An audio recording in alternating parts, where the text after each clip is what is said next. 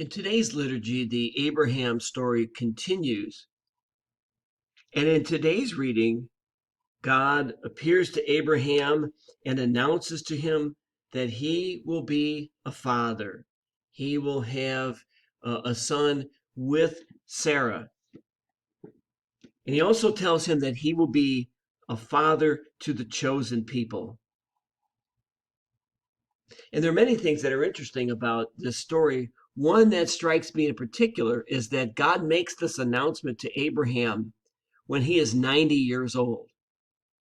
He's past the time when he and Sarah are of childbearing age, and yet they have a child, Isaac.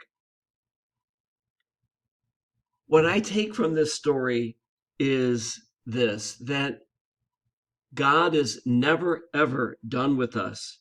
It doesn't matter how old we might be or how well we feel. God always has something for us to do. God has something in mind for us today, tomorrow, and every day.